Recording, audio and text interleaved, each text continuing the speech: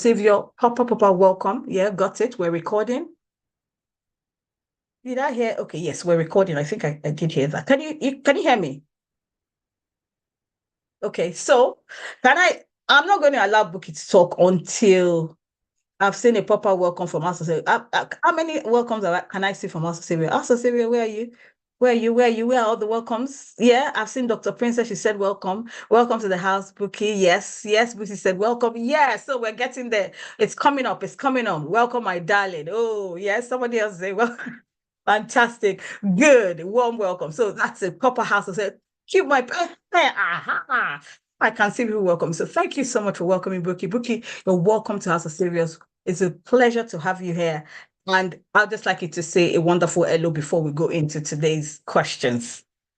Hello, everyone. Good afternoon. I must say that Bokun's energy and smiles and everything is literally being passed on to me. But thank you so much, and thanks for having me on House of Saviors. Over. Thank you. Oh, thank you so much. Thank you, Buki. That's good. Okay, I smell because I have this gap tooth I need to show. Don't mind me. It's just me. Okay, now, like I said, so in terms of your profile, I initially thought, should I read your profile? Then again, I said, no, I can't do justice to that profile. So what I'm going to start with is there's so much to unpack about yourself, Buki.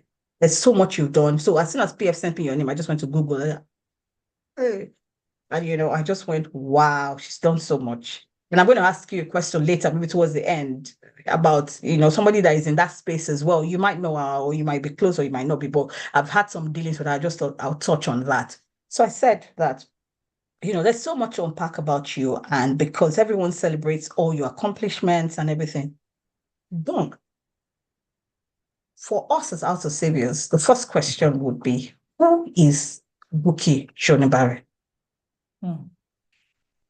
I think you asked that question in such a different way that, drills deep into the Buki behind the Buki that people see.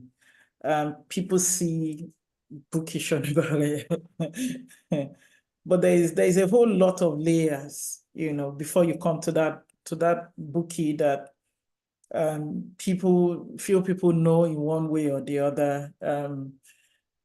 People have seen maybe my advocacy work, the recent one being Daniel Ojuku, and, so people have seen, some part of the things that I lead, the work that I do. But behind that are many layers. There's the layer of the Buki that was abused, there's the layer of the Buki that not just sexually abused, but mentally, psychologically abused.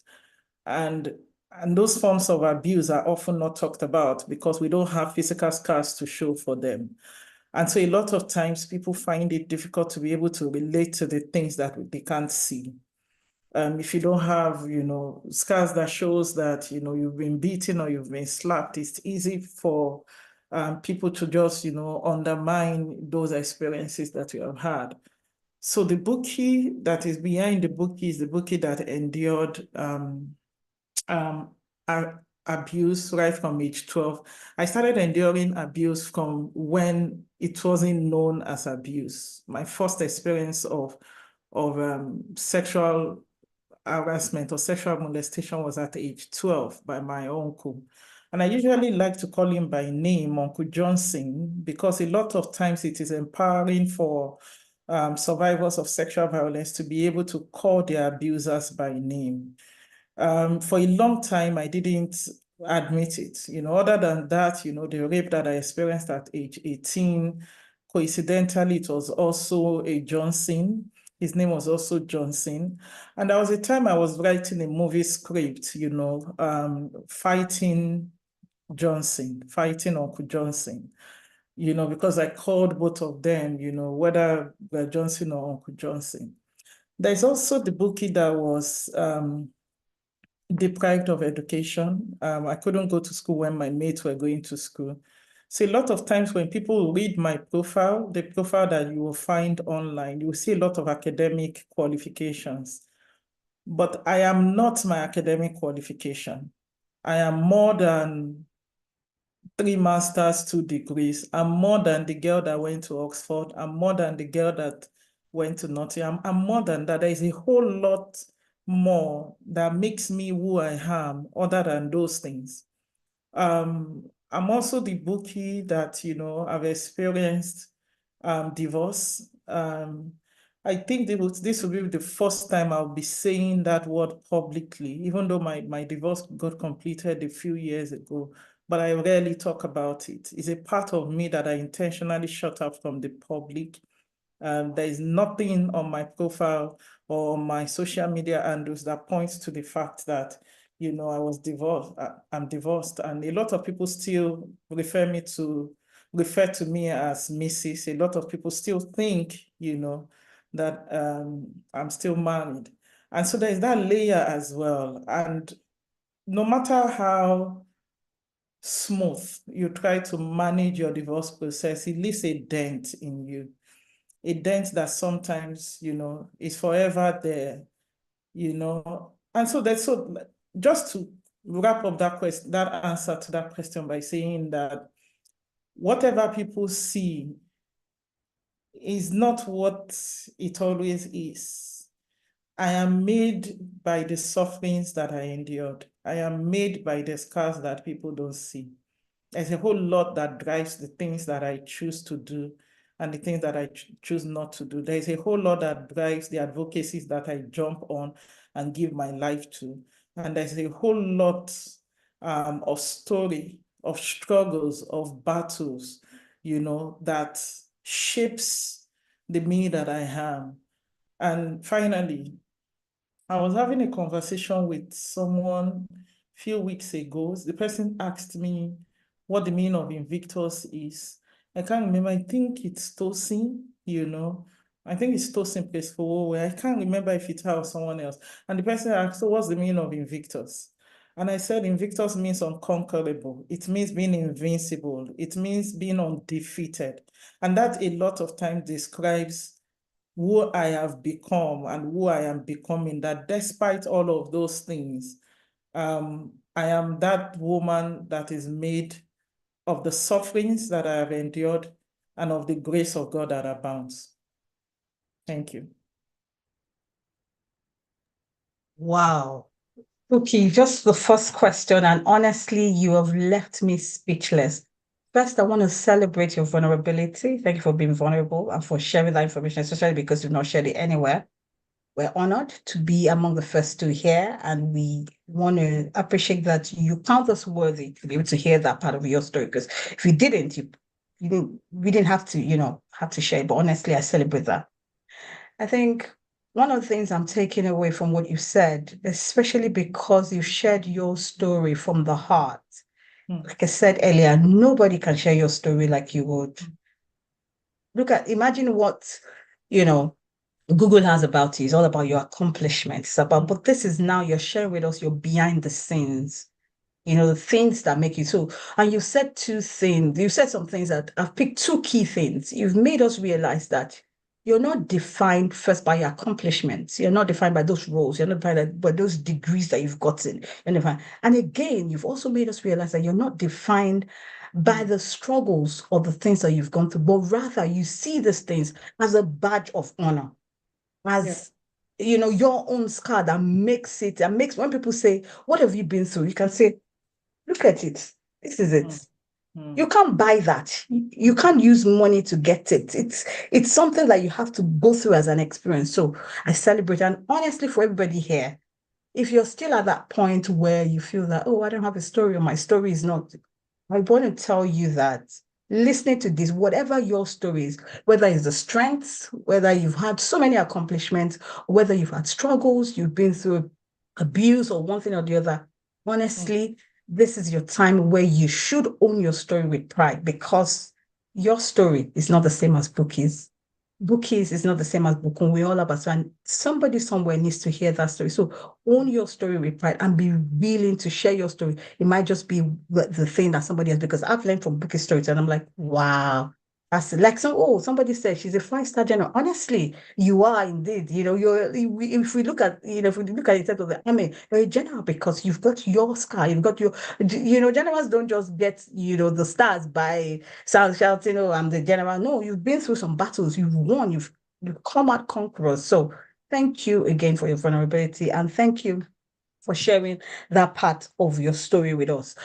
The other thing is, I know you talked about Invictus. Yeah. Can you just tell us a bit about Invictus and what you do? Just that bit. Thank you.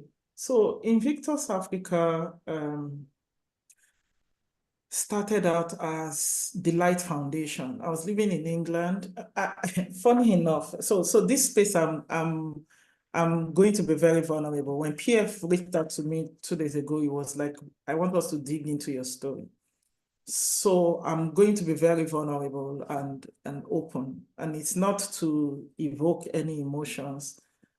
But sometimes it's important for us to be able to see, the behind of those that we have right in front of us.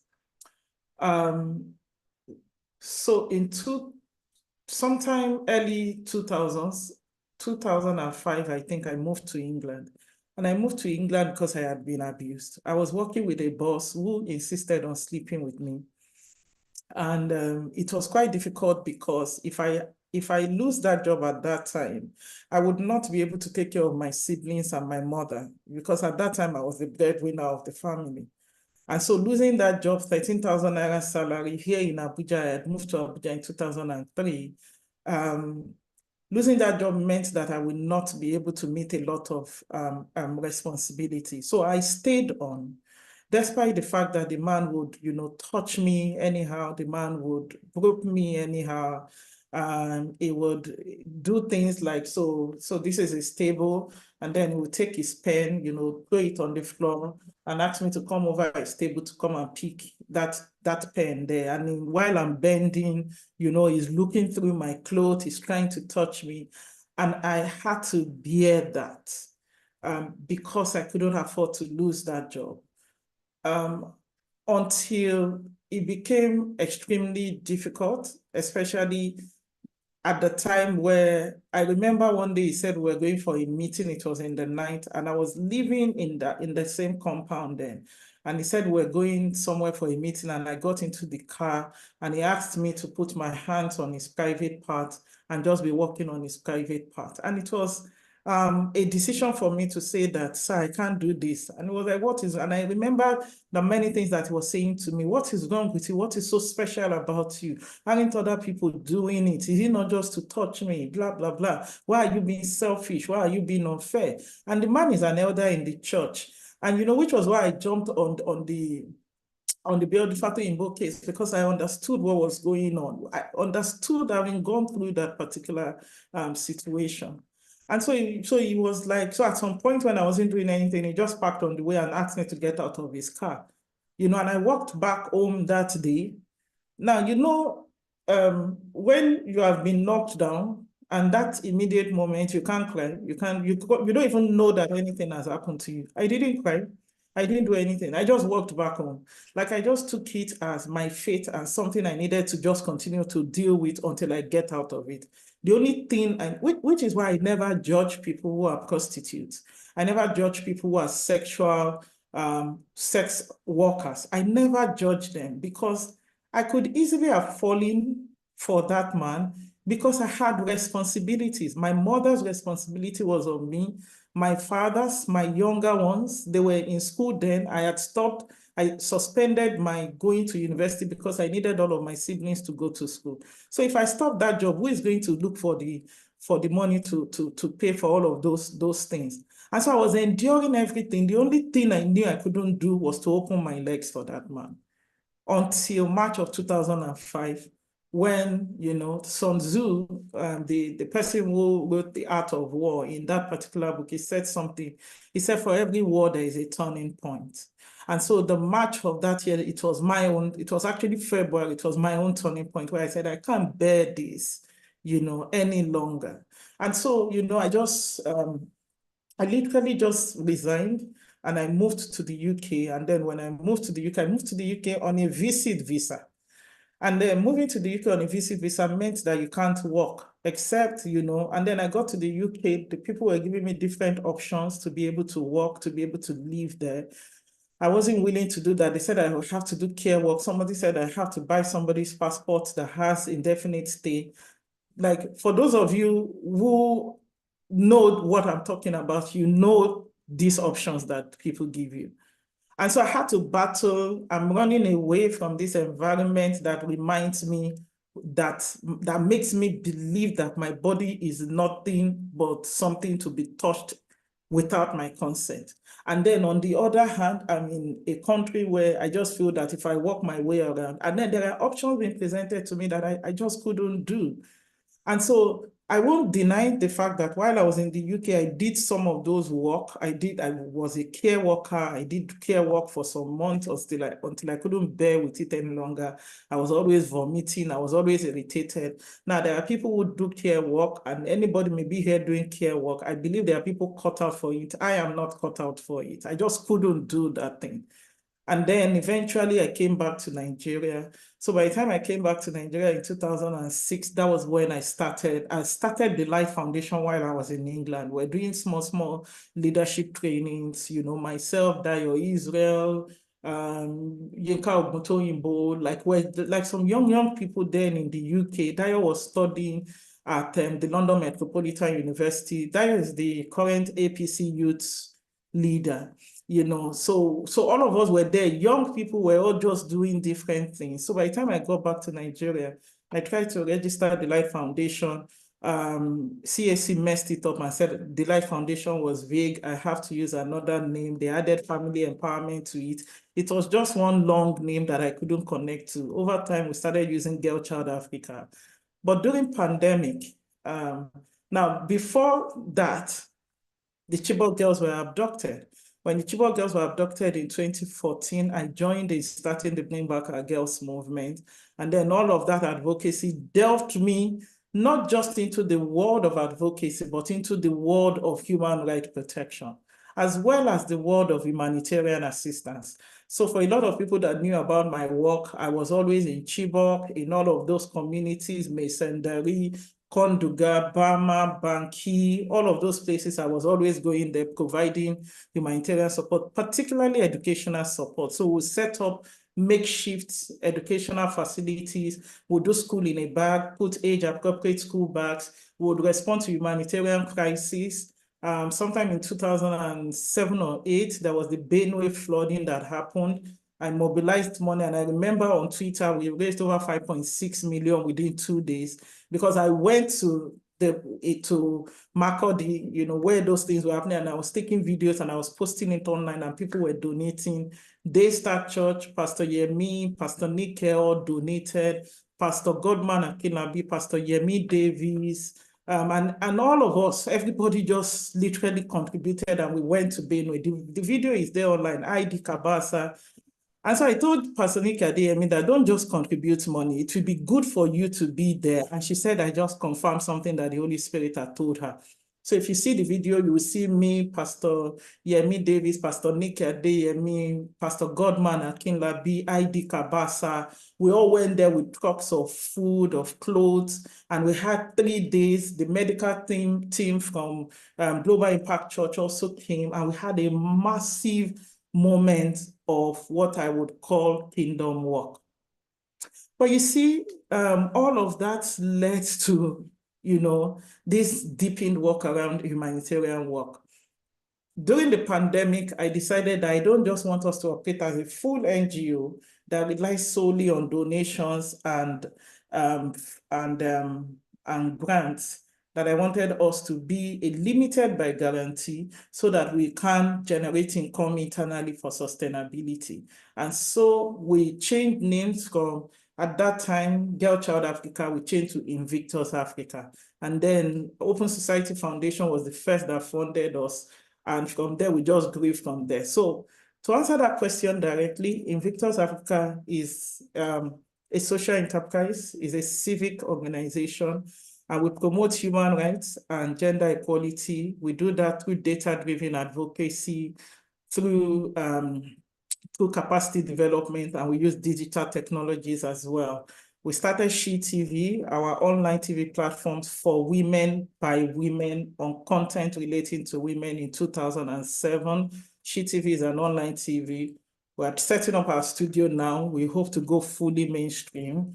And, you know, in between all of that, God opened other doors. So to close that thought, my thought on this question, I then I did an online degree first as my first degree. Then in 2016, somebody reached out to me. Somebody who was then a governor in Nigeria reached out to me and said, I want to be part of your journey. He had watched me on channels and said, I want to be part of your journey.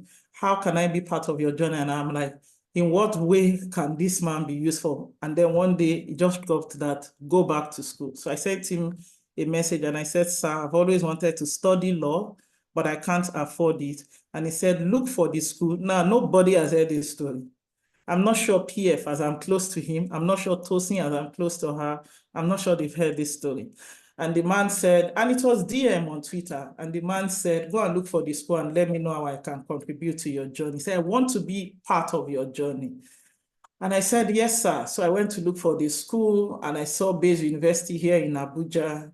And I said, I want to study law at Bayes University. And I sent him the message and he said to me, Buki, hope you know you are not restricted to Nigeria. Anywhere you want to study across the world, I am open to it. This is something that I want to do. And I said, sir, and at that time, that was when the divorce process was still going on.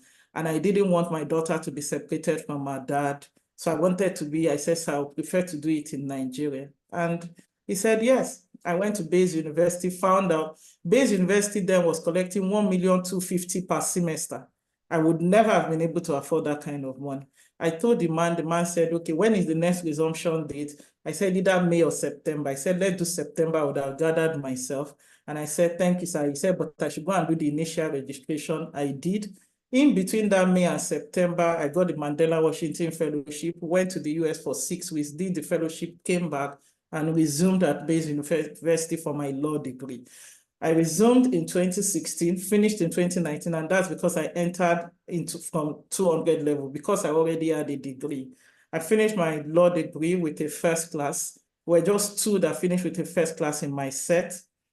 Let me pause here to say something. Faithful is he that promises. Faithful is the one that has sent us. Faithful is the one that has committed into our hands assignment. He is faithful. He rewards. Bible says, and permits me, I don't know if we quote Bible passages here, permits me to say that God rewards those who diligently seek him. Diligently. And so I must say that, you know, so I finished with the first class. We're just two in my class that finished with the first class. While I was in school, as busy as my life had become, don't forget that this was the thick of Greenbacker girl, so I was everywhere. I was also organizing tutorial classes. I was teaching people at Bayes University, different areas of law, and then finishing with a first class, sort of like upped my profile, so to speak. Finished with that, a school contacted me that they wanted me to come and do a master. So I was finishing my master's while I was an executive master's at Addis Ababa University in peace and security while I was doing my law degree. I went for my graduation from peace and security while I was doing my law degree. I finished with the law degree, applied to universities in the UK for my master's. 2 universities gave me admission, University of Nottingham for an LLM in international law and development, and University of Oxford. Those 2 admissions came at the same time. Those 2 admissions came with full scholarship. But let me tell you a testimony about that scholarship for Nottingham. When they were making the decision, one of the people on the team making the decision called me to say, let me just confirm, are you able to afford this schooling if we don't give you scholarship? And I said, I can't. And he said, okay, that's fine. 2 days before the decision was made, the person called me again and said, what if we give you 50% scholarship? Are you able to afford the remaining 50% for a £20,000 schooling? I said, no, I can't. And he said, okay, that's fine. 2 days after I got the letter, I had been given 100% scholarship. University of Oxford also gave me full scholarship at the same time. I deferred Oxford by 1 year, went to Nottingham, did my LLM, finished my LLM. I'm talking about finishing it in 2021. When I finished it, I started Oxford immediately, did 2 years of Oxford, graduated November of 2023, and I moved back to Nigeria January of 2024.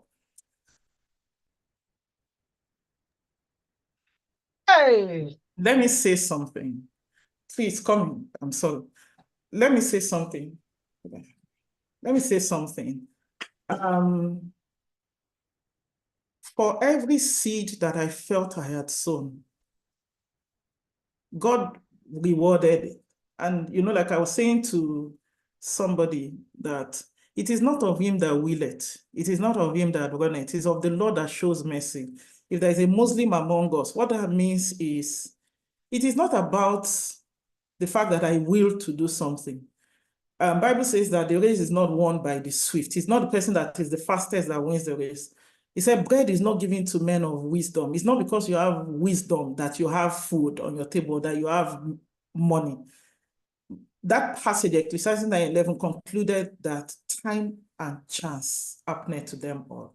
Why am I talking about time and chance? I didn't go to school when my mates were going to school, but when I went to school, God blessed it. And it was a moment when God needed to use it to showcase me. And boy, have I been showcased, yes.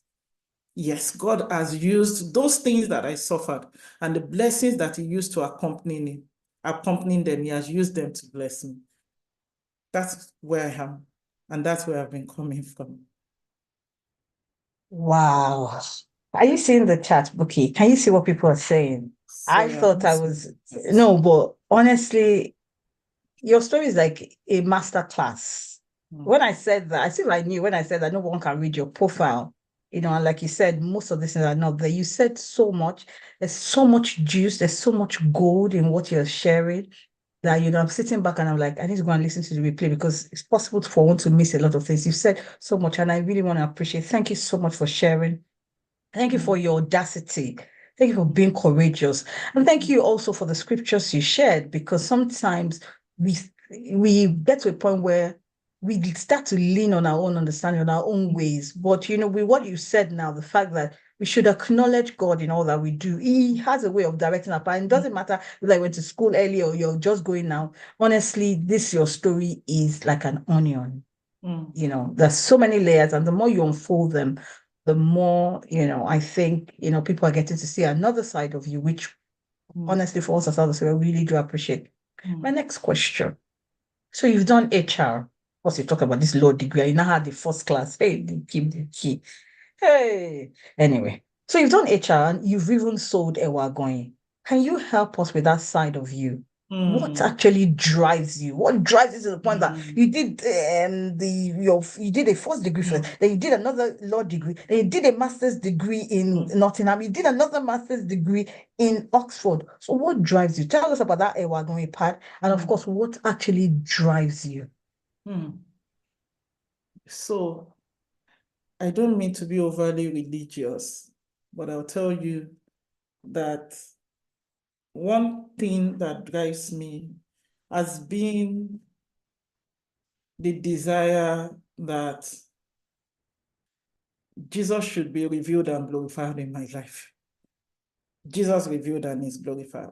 Like, I need people to see me and know that anything is possible. I need people to see me and know that there is a supernatural hand that directs the affairs of the world. And which is why there is nothing that I accomplish, whether it is all of those degrees or all of those things, that is by my power, that is by my mind.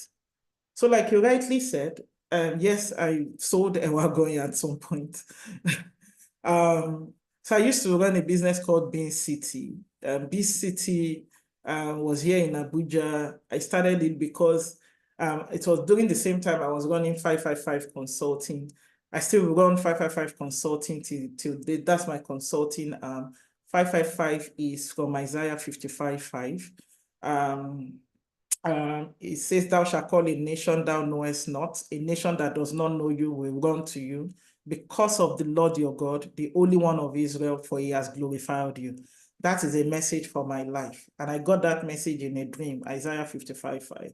So I still run 555 Consulting. And I think it was in the course of running 555 Consulting that I met Tosin Faithful and Tosin Faithful.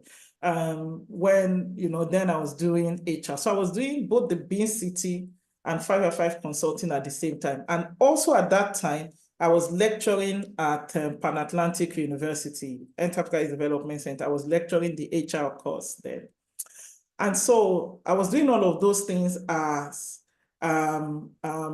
my income generating activity. The Bean City was because people who are close to me knows that I like beans. I love to cook beans. I cook porridge beans very well. I've mastered the art and act of cooking beans. And so I turned it into a business. The man I was married to then, when we have programs in church, and they say bring food, he would insist that I should go with beans or anything with beans because I seem to have my way around it. And so I turned it into a business. But unfortunately, the business failed for two reasons. First, I am not cut out for business. I gave out most of the food that we sold at Bean City. So when somebody comes to buy food, and then maybe the person says, okay, sell beans 200. And when I look at the portion of the beans and I look at the person, I'm like, I won't you only 20. Like this food will not be enough for this person. I'll say, help the person add more, add more. And so my staff would always drive me out. But that Bean City was just a humanitarian venture until it died. But there were other business-related challenges, the location, and so many other business-related stuff that affected the business. That's on one hand. And so I was also learning 555 Consulting. I was doing human resource consulting. I was helping people set up human resource structures in their organization, and I had good clients. And I must say that was when I made a lot of money because I was doing well. But over time, I stopped because I came to the realization that business is not for me, that social work is where my life's call is, that everything that I have gone through is towards, Bible says that comfort others with the same comfort with which you have been comforted. And I believe that was why. There are people who have gone through stuff as well, and they are not in the social space. But sometimes God allows some of us to go through the things that we go through simply because he wants us to be able to comfort others and rescue others from those things. So what drives me? I have that passion. I've come to that point of rest that Matthew 6:33, seek ye first the kingdom of heaven and his righteousness, and all other things will follow. So I've come to that consciousness of seeking first his kingdom. And so there is an inner drive in me that wants the kingdom to be revealed through me. So I was telling my sister some days ago, I personally believe there is a wave going on now. I believe that God is raising kingdom agents. I believe that God is positioning apostles in the marketplace. I believe there is a force going on right now. Few years ago, while I was attending Jesus House in London, under Pastor Agui-Rupu, I was in the publications department, and I was to write the article on the 100 years of Azusa Street revival. When I wrote that article, I said to myself, if Azusa Street revival, if it was happening in my age, would I be part of that revival? Because the article focused on the different manifestations of the revival that was going on. One of the examples was one woman who, never knowing how to play the piano, while the revival was going on, just went on that keyboard and just started playing, and everything she was playing made sense. So I usually ask myself that if the Azusa Street revival were to happen today, would I be part of it?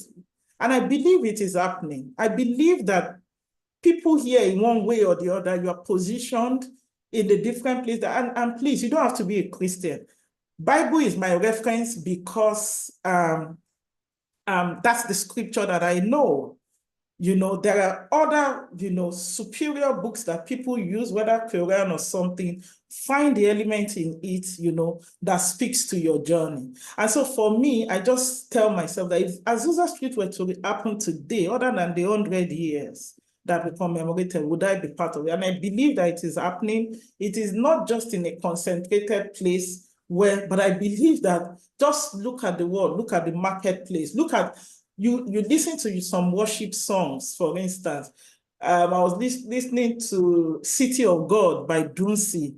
And then I was listening to Nina Yesune by Pastor Chintok Ishaku. And you see that not just the words that are being used, but the spirit that is being revealed. There's so much that is going on right now. And so to that question that you asked, I believe something is going on, and I believe that if there's anything I want people to know about me, it is the fact that I am unapologetically a Jesus baby.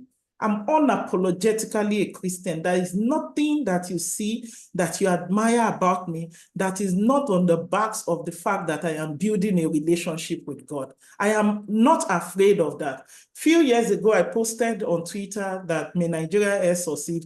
People insulted me that I pray that that Nigeria will not be rescued by prayers. Yes, but that we walk does not mean we should not pray. That we pray does not mean we should not walk. And so if there's anything I want people to see, never see me as the bookie Shonibare that have all of those degrees, or that is always on TV, or that does this thing. See me as the girl who is made by God and of God. Over. Wow. You dropped the mic. I can't pick it, Buki. You just dropped it and I can't pick that mic. Oh, wow. Thank you so much. That's really awesome. That's fantastic. It's a lot of wow going on in the chat. And, you know, people are just saying all sorts. Honestly, there are too many lessons you're sharing in just this space of time. And I just feel like, is Invectors on social media? Oh, yes, we have. Instagram, yes. So I suggest, yeah, go on.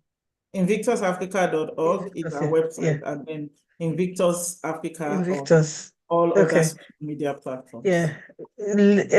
So everyone watching, I suggest we just go and follow, you know, Buki at this point. One, as saviors, we're supporting one another because she's doing so much in that space. She said something. She said, business. She has come to that realization that business is not for her.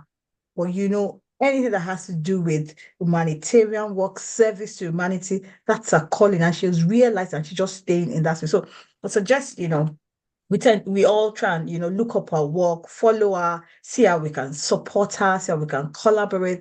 The work is big, is massive. We're not just House of Saviors for gathering here every Sunday. We are indeed saviors, each one of us, positioned in different places. He said that we're all being positioned for this time. What are you unapologetic about? She said she's this word, unapologetically a Jesus baby. That's, you know, she's been sent by God into the world. What are you unapologetic about? Or are you still apologetic? Oh, no, somebody is going to say something. That's, you know, it's, you know, this is powerful. Thank you so much for sharing that. Now, many people, so my next question is that many people who, as your daily, as the woman that, you know, who daily helped us with the number of days in terms of, you know, Chibok girls, we know you as that, as, you know, that the someone that has helped with the Chibok girls, yeah? Now, how did you get into that? And what was the experience like? Because that Chibok girls one is not just something for the faint-hearted. Honestly, it's it's not for the faint-hearted. So did you get into that? And what was your experience like? Thank you. I'll answer that question, but one of the things that I usually pray for is that, Lord, give me a moment, the moment. I believe that the way the world is designed, each of us have the opportunity to have one moment that either announces us or that grounds us if you are not careful. So I have been intentional about asking God that give me my moment. And when that moment comes, let me not miss the glory that is embedded in it. It was, what's his name? I think John Legend and Commons that sang Glory. And in that particular song, they said, someday, when the glory comes, it will be ours. I believe that everyone have their moment of glory. And so it's usually an intentional prayer that, Lord, give me my moment and give me my moments, if it is more than one, because I believe that there is usually one moment that defines you. And so I said that upfront to answer that question that you asked regarding how did I get into Bring Back Our Girls. I remember I was sitting in my office like this, not this office, but somewhere else where I had my office. And the whole conversation around girls had been abducted was going on social media. Hashtag Bring Back Our Girls was already trending. There was going to be a protest march. And I remember it was raining heavily. And on that day, I kept checking outside. Can I go out in this rain? Long story short, I decided to go out and I went out for that protest on April 30th of 2014.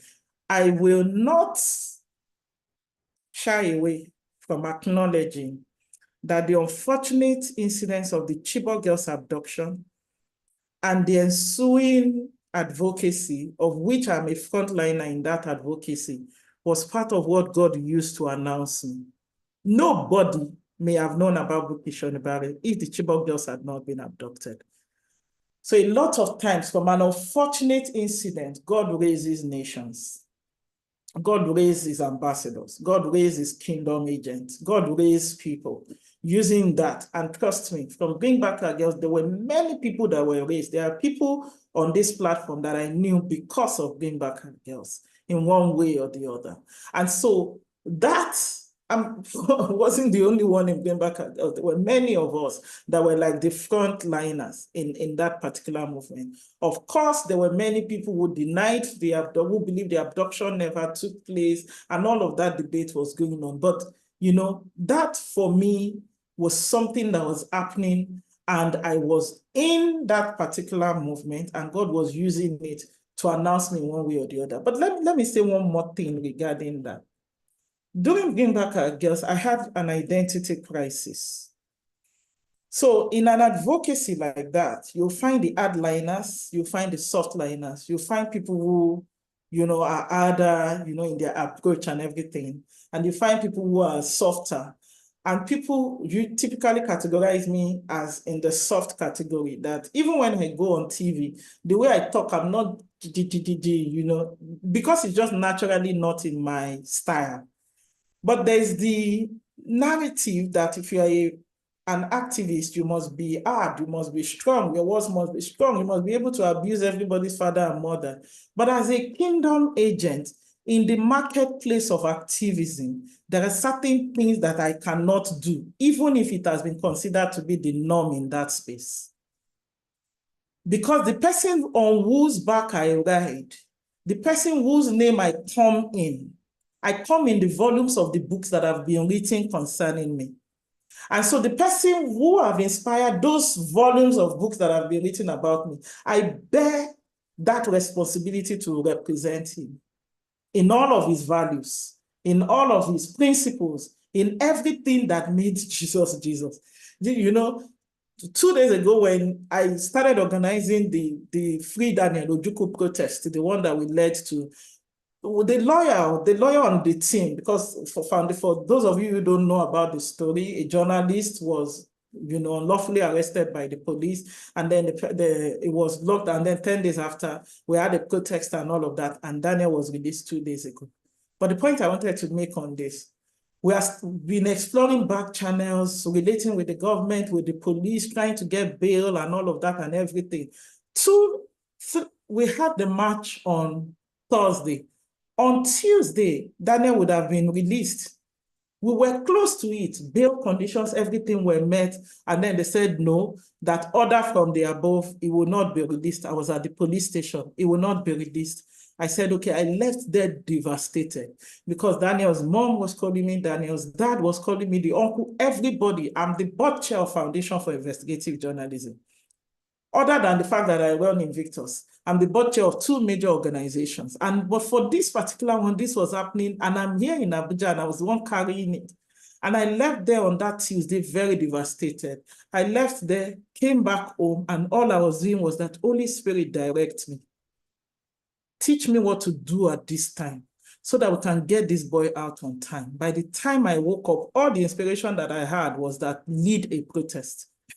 Guys, Jesus will serve and be both a gentle lion and a roaring lion. So don't ever think that you have an idea for a protest, then it is not of God. When Jesus saw that they were selling stuff in front of the synagogue, he went there and scattered the whole thing. It doesn't mean the same Jesus cannot come and say, let this cup pass over me, and be gentle in that prayer. So the God we serve can be both a gentle lamb and it can be a roaring lion. So don't think that those of us who employ protest or activism or confrontational activism, we are going against scriptures. No.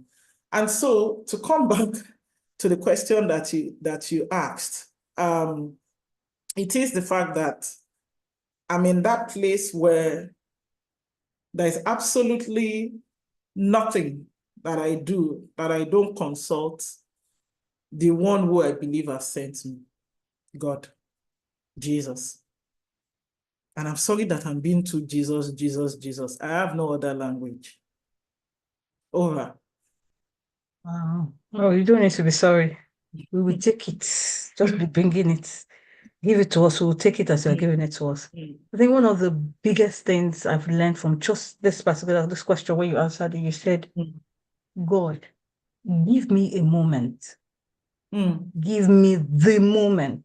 And I think it's not just, this is a moment of reflection where, everybody on the call right now, in fact, if we can just do 30 seconds of asking God to help us with our own moments. That the moment that we talked about, because it's really important that, where you are announced, where, your work as a savior is going to be known. I think it calls for a 30 seconds reflection, or just saying a word of prayer, or just taking time to think. Let that word, let it sink into you, because it's not just for us to come here and listen to the replay. It's about letting the life of the word, of what she's saying, become our reality. So much can be said, but if it doesn't turn into action, if it doesn't turn into a reality, then it becomes mere words. So I'm just going to say, let's take 30 seconds. I'll ask you the next question, but I just want everybody to take 30 seconds to think about it, pray about it. Just, yeah. And as you do that, just continue in your declarations, in your thinking, in releasing it to the universe. I recently got admission for my PhD, and it's starting in September at the University of Toronto. And when I got that admission came with full scholarship. They gave me guaranteed 5 years of funding for my PhD, full funding. I'm not paying a penny for it. The only thing I need to do is to get my study permit and come there. But as though that was not enough as a testimony, I remember I came back to Nigeria on January the 26th or 27th. Prior to that, I had applied for my Canadian visa. They've always rejected me. They said I would not come back. I'd applied for a visit for my daughter and I to go for I'm being very open and vulnerable on this call. I had applied over 6 months ago. Prior to that, I would apply since like maybe July. And our visa did not come through until a day before we're leaving the UK. Leaving the UK was quite difficult for me. Making that decision and coming back to say that I'm not going to live in this country with my visa expired, and I would not live here, as an illegal citizen. It is against my path. It is against my testimony. It will taint my testimony. And so it was difficult, taking my daughter out of school, we coming back to Nigeria, the thinking that coming back to Nigeria is the relegation, when everybody has thought that you have moved or you have jackpot. A day to our coming back to Nigeria, I got the US, the Canada visa. I've gone to many countries, but Canada, so I got that visa. A friend of mine, who I must say is not a Christian, is not a Muslim, is just there.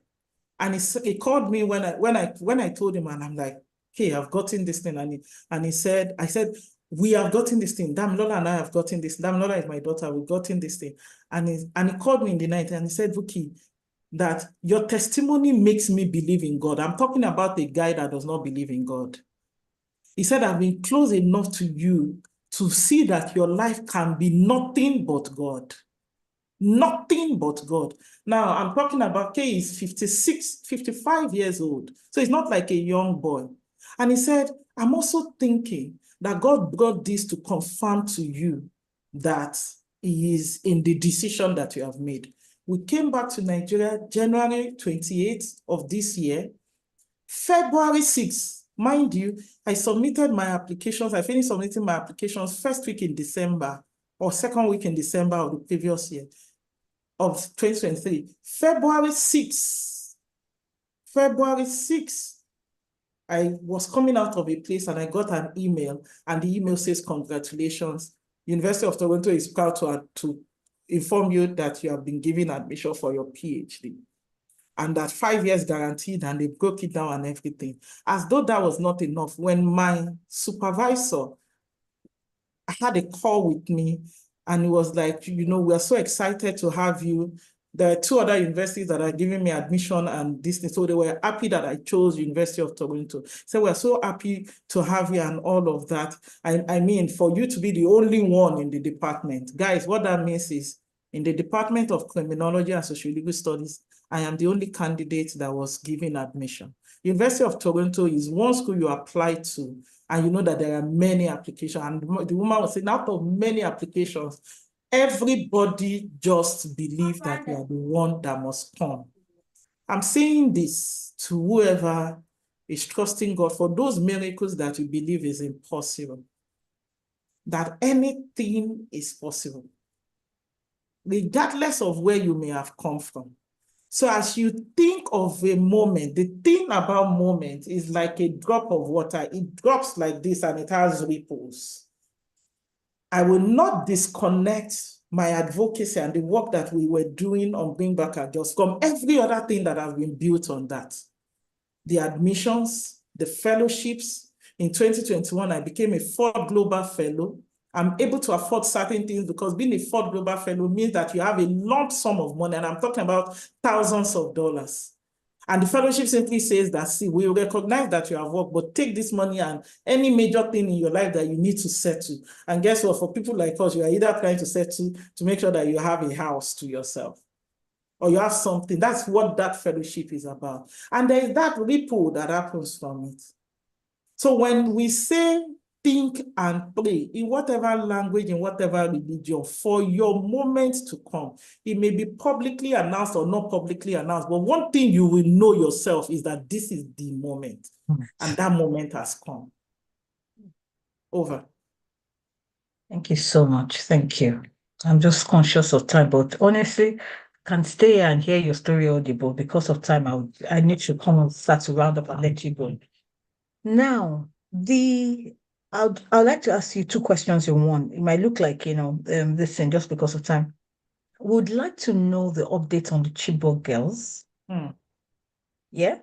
And also, when with that time when you talked about running your multiple master's degree, where we're finishing one and then jumping, how did you cope? So, 1, update on the Chibok girls. You've talked about, some of, experience and some of your take homes, but 1, what's your latest update now? What's happening? Where are we with that? And then how did you cope running multiple, programs at the same time? And of course, now you just talked about the PhD. What keeps you thick and going in that space?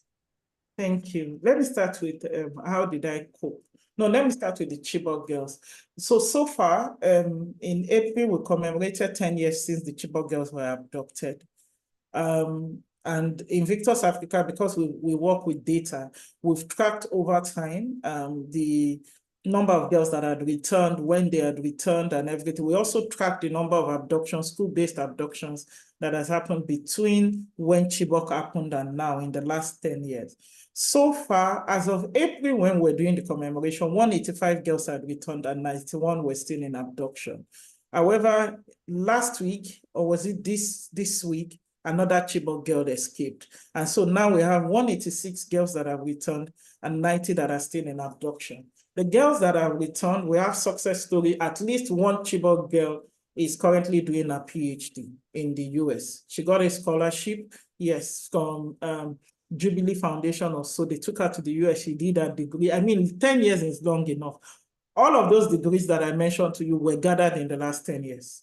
My degree, the second degree, finishing my first degree, the second degree, the 3 masters, and now about to start the PhD. Everything were within the last 10 years. And so for the Chibok girl, one of them is starting a PhD. Few of them have also graduated. Some of them refused to go back to school. Some of them said that they just want to be married. Some of them just literally just went off. We don't know where they just want to shut themselves out of the community. Some of them endure stigmatization. Some see them as carrying bad blood because they have had encounter with Boko Haram. Some discriminate them, stigmatize their children, that they carry bad blood, they carry Boko Haram blood. I must say that it was also shocking that I was on a local TV station during the 10 years of commemoration, and the anchor was asking me that, but Buki, don't you think that indeed they will carry bad blood? And I said that if that question is repeated again, I'll walk out of this studio life. Because those girls did not ask to be abducted. It was the failure of the system that caused them to be abducted. Must we then throw them into eternal damnation simply because they are a victim of our collective failure? And so just to wrap up that part in terms of the Chibok girls is that we are still waiting for this 91. We know from reliable sources, and by reliable, I mean some of the girls that have returned, that some of the girls have died, whether during childbirth or whether they were used as suicide bombers, or whether during the airstrikes, some of them died as collateral damage during that period. But what we have been calling for is accountability. We must not be a nation that leaves wounds open the way we leave the Civil War of 1967 and 1970. We left that wound open. We still bear the brunt of that wound till today. Igbos don't trust Yorubas.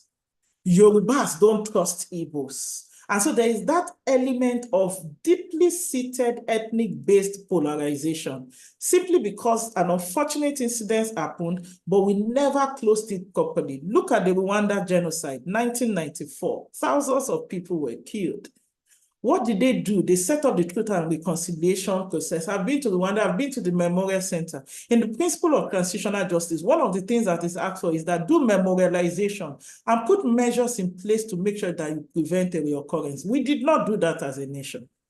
We left that wound of 1967 to 1970, the Civil War, that wound is still open till today. And the compensation or the reparation that we expect is not just monetary, gather some billions of money and go and give them to go and share. That does not cure the inner wounds that makes a grandmother sit her granddaughter down and says that you must not marry from this place because they were the ones that killed your father. And so to say that what we are calling for in relation to the Chibok girls is not just the return, it is the fact that we need proper closure. The second part of your question, and proper closure, let me quickly say, Yorubas, we say, Omo eni ku, o san ju omo eni to sọnù lọ. What that means is that if a child dies, it's better than a child that goes missing, because the child that goes missing and you don't know where the person is, it leaves you in eternal emotional stress. But if the child dies, you bury the child, and over time you have closure. But when you leave it open, every child looks like your child that has gone missing. And that in itself is emotionally torturous.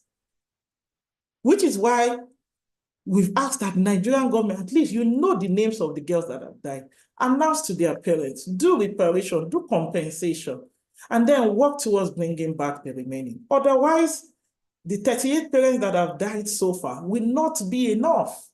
The number of Chibok girls that have returned with children, and those children themselves cannot be in our normal schools because they see them as bearing bad blood. We must not be a nation that works like that. How do I cope with this educational? I usually tell people that one of the things God has blessed me with is good friends. I don't have many friends, but the few I have very good friends. I have covenant friends.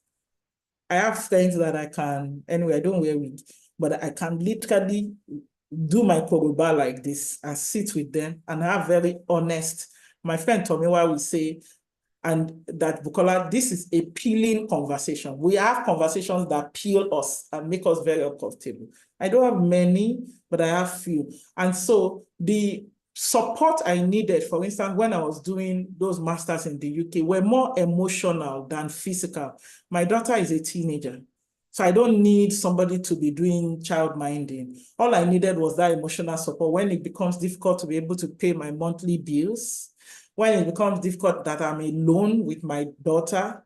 After the divorce and separation, I went completely celibate. And it's good that it's adults that are here. You know that going celibate is not easy. There are times that conji, is it conji or con whatever that it is called, it literally turn your head. It will steer you, it will run you mad. And all you are doing, do you know there are times when I'm doing those prayers and I'm like, how am I supposed to be telling God that, God, please take away this uneasiness that I'm feeling, take it away. Who put it there in the first place? And so that period in terms of coping also helped me understand a better relationship with God as my father, that I can go to him and say, Lord, I'm feeling on, but I don't want to do anything stupid. I don't want to sleep with somebody else. I don't want to do this. I don't want to, like, it becomes a prayer point. Maybe when we get to heaven, I will know what God thinks about those prayers, whether I'm bringing prayers that doesn't make sense to you. Now, because why should you be asking me to take away things like this? But coping was not just my physical friends, but it was just also my invisible friend, God, with whom I can share anything and talk about anything. And God also helped me in placing around me even good people that were not physically present with me in the UK. For instance, in Nigeria, in Victor's Africa, I'm in the office actually. I have good staff. I have good team members who do their work and I don't need to be in their neck. The ones that give me trouble, we let them go with no hurt feelings. And so, yes, that's how I've been coping. But in case I don't have the opportunity to answer any long question again, there is a passage that I must say and how it has shaped my life. 1 John 2:19. It says that they went out from us, but they are not of us. That if they had been of us, they would no doubt have continued with us, but they went out that it might be made manifest that they were not of us. Two keywords there, from us and of us. And it's one of the principles that I've had to live with. The fact that there are people, whether relationships by way of best friend, close friends, marriages or something, people who come close to us, but they go out because they were not, they went out from us, but they are not of us.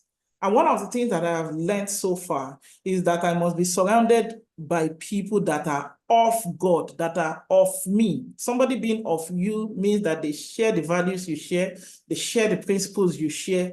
They don't castigate you if you are soft. They understand when you lose it and you are weak, or that your weakness manifests. They understand all of that. So we must understand where God brings people, and when people have to go out from us, even though they are not of us. A lot of times when they leave, it is God using it as a manifestation of the fact that ab initio, they were not indeed made of the fabric with which you have been made. Over. Thank you so much, Buki. I'm in that state where, there's a lot going in my head, but honestly, I just want to say thank you for keeping it real. Thank you for being, saying as it is, not mincing words or trying to color it. I'm going to take the last question now because of time, and it's going to be a 2-in-1 question. Now, Africa tends to celebrate, people being rich in naira, in dollars, in pounds, whatever currency you want to say. But we must now start to celebrate those who are transforming lives, like I said at the beginning, those who are adding value and changing lives. Why do you think we don't pay attention to those truly changing lives? That's part one, part A of my question. And part B is that what must we do differently to build Africans across the world? One, why don't we, focus on those transforming lives? And, what can we do? And then what can we do as a people to build Africans across the world? Okay, thank you. So when I saw that this is the Billionaire series, in my mind, I'm like, hey, I hope PF will not go and make people believe that I have a lot of money. But when I saw the context, I understood where that was coming from. I think one of the things that has happened to me over time was to redefine currency, to redefine how I look at worthiness, how I look at riches, how I have come to the realization that your rich is not a function of how much money that you have in your account or anything. So I started redefining currency with which I would love to be defined, whether I'm a billionaire or I'm a trillionaire, however. And one of it, those currencies for me is a good name.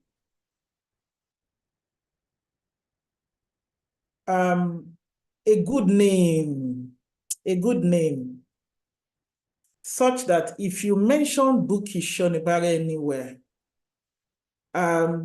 people should be able to attach certain values to that name. Many people cannot be wrong about you all the time. So if people mention your name and what comes up is this, and that are wrong, a lot of times many people, but I want to be conscious of the fact that when my name is mentioned, it is of good and for good. That I conduct myself without faking things, that I conduct my life without faking things in a way that shows that my name in itself, Shonibare, is a currency. If my child goes somewhere and she says, I'm Damilola Shonibare, and people ask that, are you Shonibare's daughter? And she says, yes, that should open certain doors for her. People who are close to me should be able to say, oh, or should be able to put up, and it has happened many times, and I say it with every sense of humility, oh, you are Shonibare's friend, yes, and it opens certain doors. That's the kind of name that I'm building. And so for me, the first currency that I would want for people to be able to use to describe me is a good name. And secondly is whether I live a life of purpose. Purpose with visible, measurable impact that is sustained over time. Can people pin a certain impact to my name? Such that if my story or if anything happens to me, and you will see examples of that on your birthdays, what is the common thread in the things that people say about you on your birthday? Will people say you are the one that is always there? If there's anything that I will always say about Chris Fowowe, it is the fact that it is consistent. Chris has been doing this all of the life that I have known him. Family, this thing, he has been doing it consistently. And if there's anything, examples are there to show for it. So how impactful is my life? And thirdly, for me, is the quality of my relationships. The relationships that I have, how do they showcase the values that I live by? Are my friends those who live a moral life, who can people see me in my friends and in my friends? Can they see my friends through me, through the values that we collectively share? So when you say that, why don't we pay attention to those that are making impact? I think that what you focus on is a function of your own lens with which that you're looking at things. So if we look at things, so recently at Invictus Africa, we collected data on the number of female monuments that we have in states and at federal level in Nigeria.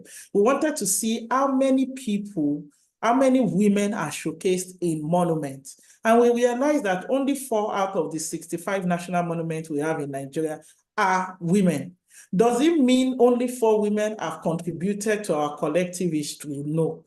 But from time immemorial, we have never acknowledged the values that women bring to the table. And so we elevate, even in our monument, just men or people or male who have contributed in one way. So I think that we don't pay attention, because the less with which we're looking at those people that we should pay attention, the less is faulty in itself. The less is that, okay, these people should be, for us to recognize you as making impact or anything, we must use certain parameters. And a lot of times those parameters are faulty. Can you check and see that this person has a good name? This person has good relationships. This person is making consistent impact. Your second question is, what must we do to build Africans across the world? I think that the responsibility first to build Africans is our collective responsibility. The West will not be the ones to build Africa. Our values, our culture, our approach fit into how we build Africa and Africans. And so first, we must first of all say, who has that responsibility? Is each of us, all of us that are African. So for instance, I make it a point of duty that anywhere I go, I wear an African fabric. If I'm speaking anywhere across the world, I intentionally wear African fabric. Now, as simple as that may be, in a way, it helps people to be able to open up that conversation and ask, okay, where is this from? I'm from Nigeria. A lot of times people will look at you somehow, but it opens up that conversation. But specifically, what must we do? We must continue to build our own capacities. Internal capacities, external capacities, competence, character. We must continue to build it collectively and individually, and we must do it in such a way that we know that there is a goal in mind. And how? Parenting is a major avenue through which we can build the future of Africa. The children that we raise today, what values are we using to train them? What teachings are we giving them? How are we grooming them to live with certain values? And not just the always say thank you, always say I am sorry. How do we tell them, for instance, that if they have to select you over, so my daughter came home from school, she's going back today, and she's vying for Miss Stella Maris, that's the school she attends. So she's vying for, that's the topmost professorship position. And she was telling me that, that they are going to do it by selection, not by election. And I said, well, I said, that's how they do it. He said, but the woman likes me already. I said, what are you doing for the woman to like you? He said, so for instance, when I see her, I will do this, I will do that. And I said, do you do that normally? Or you are doing that because you want her to favor you as Miss Stella Maris? She said, Mommy, that's how I am.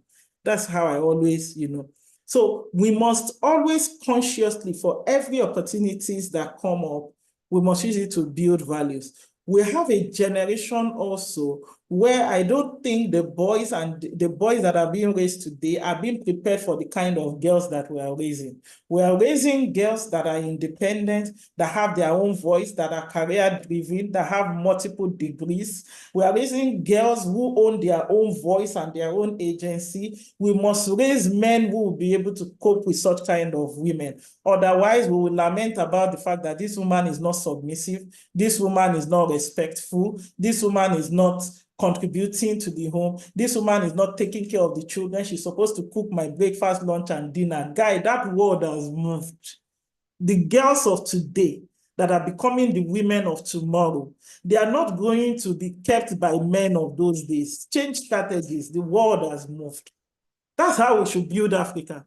Otherwise, we'll be using old strategies for the new wave of things that God is doing. Over.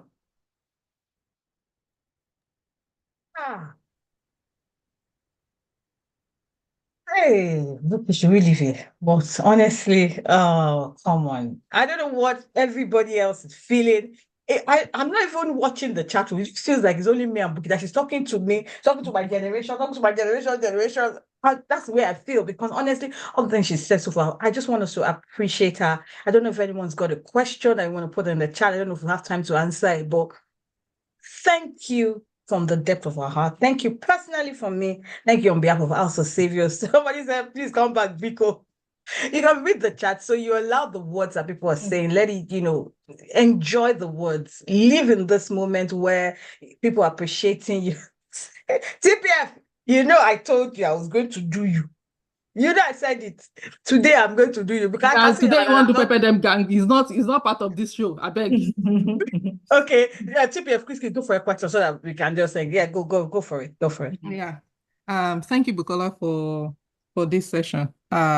You don't know how many lives you have changed already by just being here today. And I agree with the person that said we need to bring you back. But let me quickly go to my question, because I know that time is fast spent. Has there been any point in time that an iota of fear, sort of struck you in all of this advocacy, and it's struck you to the point of it almost crippled you?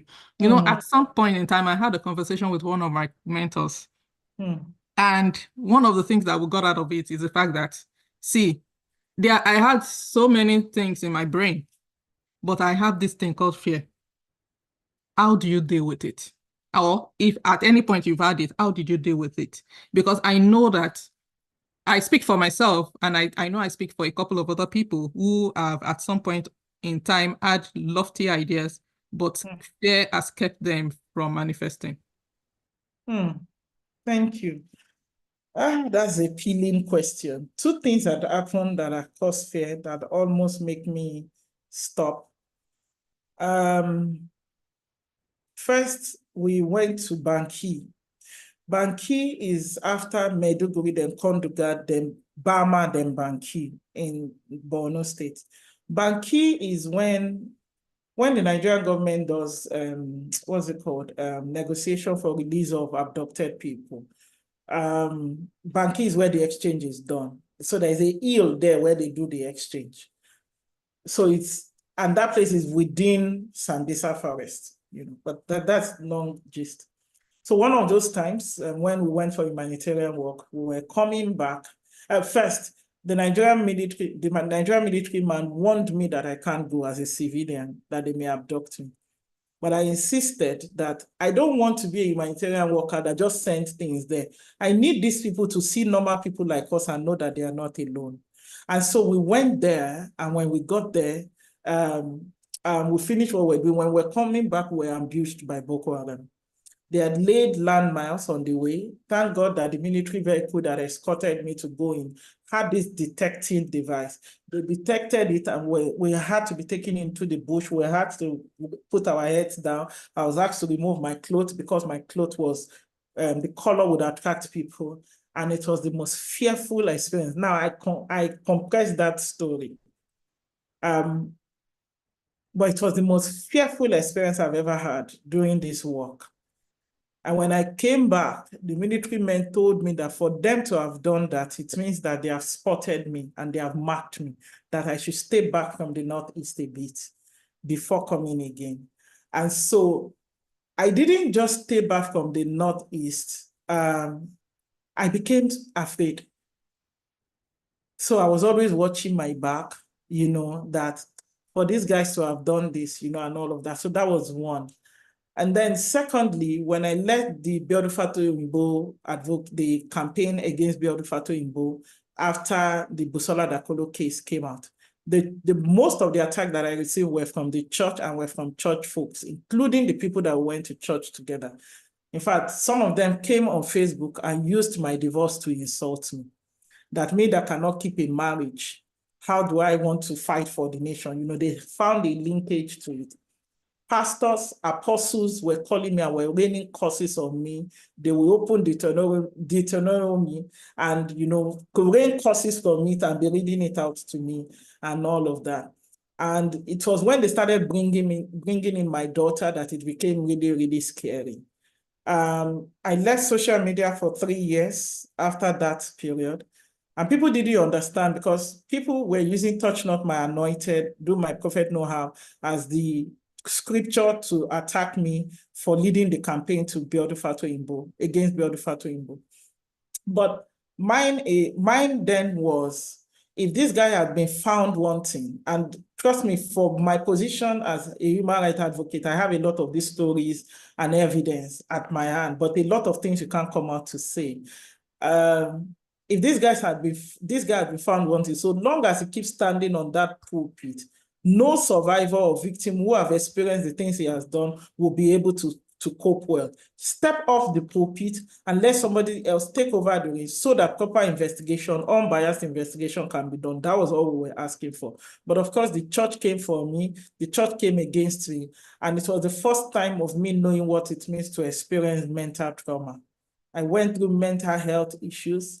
I was grounded mentally and everything. I left social media for 3 years plus. I couldn't just do anything on social media. But as fearful as it was, the thing about having clarity of purpose is that it is a force that is beyond you. You can't fight purpose.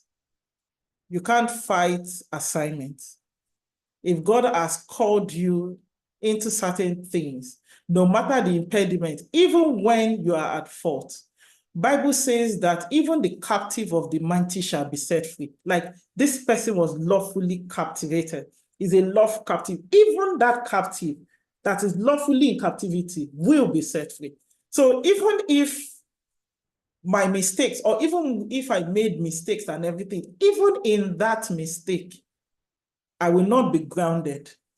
What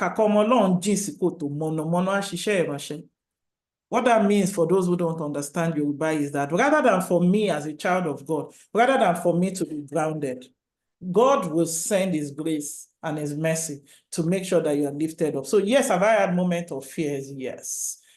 That almost made me stop? Yes. But what pushed me back is the realization of the fact that even though I stand as one, Buki Shonibare, I stand for 10,000. I'm not here by my own name. I'm not here in my own name, like I said before. I am here in the volumes of the books that have been written about me. I am here not just for Buki Shonibare or Damilola Shonibare or Tosin Place for I am here for Amina, for Aisha, for Mohammed, for Shegun, for Chinedu, for every human being that God placed me on this earth for. Over. Wow, okay. Thank you for asking that question, TPF. That honestly, TPF said fire, and someone just said, Buki, are you writing a book so that we can just buy? Because I'm listening to this and it feels like, I don't know how to describe it. You said something powerful. You said clarity of purpose is a force that is beyond you. Yes. What you just said made me think of, there's one Yoruba saying that I hardly hear around, and I will interpret it. It just says that aṣòro ṣe bí ohun t'Ọlọ́run ò fẹ́, but adùn ṣe bí ohun t'Olúwa ti parí. For those who are not Yorubas, what he's saying is that, Buki has said so much about, when something is not your line, it's not your purpose, you would struggle.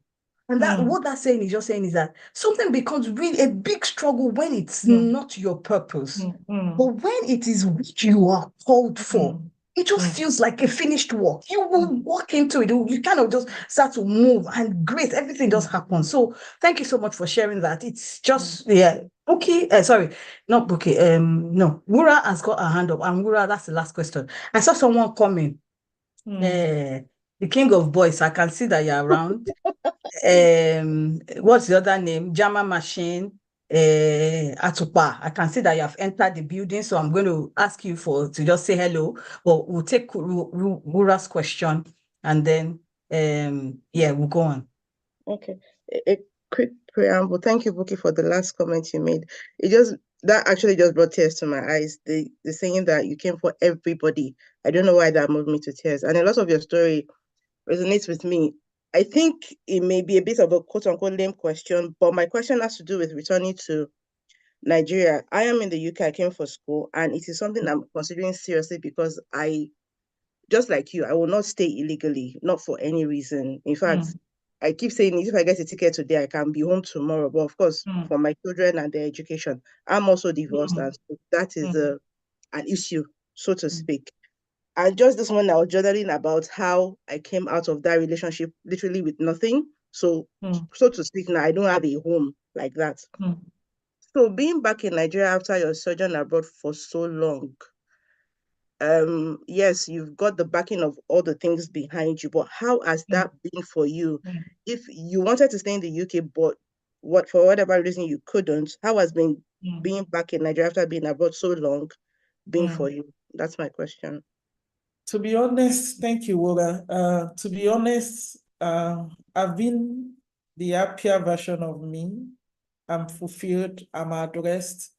Living in the UK and not working in the UK made it a bit more difficult. And the fact that I was the only one bearing the responsibilities made it a bit more difficult. And you know, living in the UK, you know how difficult it is in terms of meeting up with your monthly bills. We don't know what God has done for us, permitting us to be able to pay yearly rent in Nigeria. I want to pay once, you know, for the whole year, but in the UK, every month. And so it was difficult for me financially to be able to cope. Two things I needed to sort out. Because my daughter was in school, she was in year 9 at that time.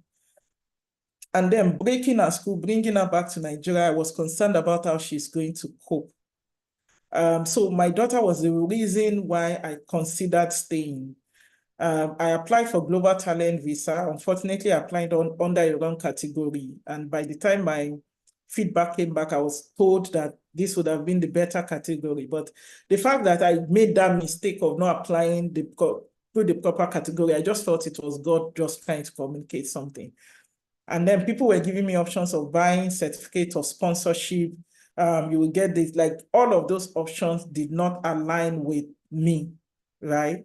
And so I decided that I would rather just come back home. Coming back home has been the best. Before I left, you know, I had started some investment. I'd already started getting my own house and all of that. So coming back to Nigeria, being able to live in my own space, being able to drive the kind of car that I want, being able to eat the kind of food that I want anytime that I want to eat it, being able to eat green ugu, not dark ugu that has been refrigerated for a long time. They seem little, but for me, they add up to something bigger. Being able to eat moi moi in a way, even though I used to buy moi moi, I was living in Leicester. I was buying moi moi leaf for £5 in Mohammed's store in Leicester. But being able to go to the market and I'll see it for 500 naira. And so, guys, for me, it may be little, but it just adds to the fact that I live a more fulfilled life here in Nigeria. Even this Canada that I'm going to in September for my PhD, I've already spoken to the supervisor that I will need to be shortly, at least that first year that requires full fiscal presence, I'll need to be shortly. Once I become a full candidate and I start writing, I'm not sitting down there, except, you know, it is required for some of the immigration processes that I hope to be able to get for me and my daughter, except it is required, I'm not sitting. So to your question, Roga, trust me, I live a better and more fulfilling life. When I came back to Nigeria, again, this platform for me is an open platform where I can have peeling conversations. When I came back when I was in the UK, my fibroids was really disturbing me. My tummy was really big. I needed to go through, but you know NHS, if you're in the UK. I did the first surgery June of 2022. They didn't do it well. By December 2022, I started having a lot of complications. I needed to do another surgery. Each time I go there, they would give me pain relief, I get pain, and I was experiencing pain and serious bleeding. And I needed to get this thing done. And I was on the list for a long time. I came back to Nigeria. The week after I came back to Nigeria, I went to the doctor. The doctor just said, cough. I coughed. He said, other than the fibroid, there is also hernia. We need to book you in for surgery. They booked me in for surgery. 2 or 3 weeks after I did the surgery, they did the whole thing. Yet I have been, in fact, it was the day I was discharged that NHS was sending me message to say, I can now come for my assessment. Timothy, surgery. Sorry for those who don't understand you, but I finished the surgery. So all of that, the fact that I can afford my own healthcare, and I can do it when I want, not that I'm on a list for 2 years before I can get the right kind of help that I needed, yet I was experiencing pain. So please, I'm not discouraging whoever wants to stay there, just that for me, it wasn't working. Now, tomorrow, I may go there for whatever, but as I speak to you right now, this is where I believe that I should be. So how has it been? Fantastic. I ate ewago the last time I was in Lagos, ewago and yam. I have cooked egusi and this, even though I was always bringing it to the UK, but then it's not like when you are here. Over. Oh, thank you so much. That was really, really good. PF, are you showing your face and helping us to thank Buki for coming Yes, he's today? here. PF, that's why I was saying King of Boys, Atupa, Java Machine. He has many names, but he's denying all those things and saying that this is so. And he wants to hide. Didn't know I saw him when he was coming in. So PF, show your face briefly or just say hello, even if you're not showing your face. Let's hear from you. We need to really thank Buki. She's been fantastic, phenomenal. She's been everything. And honestly, we should bring her back. We have a lot of action to take from what she said. As saviors, she's given us many tips that, we're happy to take. So PF, your voice, not your face. Okay, thank you very much. I'm sorry I'm in transit, so just trying to get somewhere. Thank you very much, Bukola.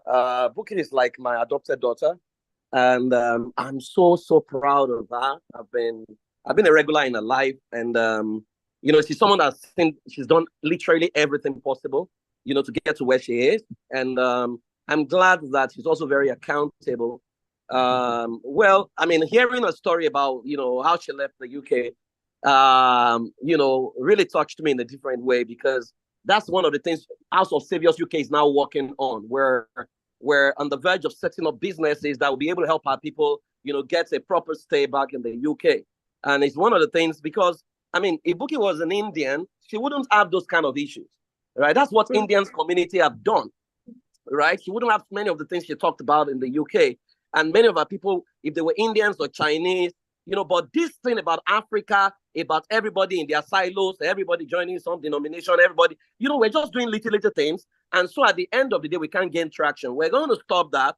We're going to make it happen. And it's a promise. I mean, within the next 2 years, none of our people will be able to go through all this kind of thing anymore. So thank you very much. I'm sure she will be back. Buki has a whole lot to teach us, a whole lot to offer. And I really, really appreciate her for showing up. And thank you, everyone, for showing up as well. And Bokun, you're such a fantastic host as usual. Thank you, everyone. I arrived in Nigeria, so I'm dealing with a lot of jet lag. I've been in like 5 time zones within the last 3 weeks thereabout. So my body is, speaking to me. So I'm going to shut down for the next 2 days thereabout. So thank you, everyone. God bless you. Thank you so much, PF. And thank you so much, Buki. If you're still on the call while, we do our announcement, please take time to read through the chat. A lot of messages have been dropped. People have said so much. They've appreciated you from when you were teaching. People have done a lot of takeaways. You've touched many lives. So thank you. Thank you. We can't thank you, but from myself, from PF, from House of Saviors, from everybody here, we say a big thank you. Thank you. It was lovely meeting you. Lovely having you. It was such a pain that you had left the UK before I got to know you. I would have come to Leicester to meet you, but anyway, we are where we are. The next time you're in the UK, feel free. I'm in Manchester, so I'm sure we'll be able to hook up. Thank you, everyone, and have a wonderful afternoon. So I'm going to hand over to admin. Is anybody taking over for myself, or are we just reading the creed? Are there announcements I need to take? If you let me know, and I'm happy to do it. Okay. So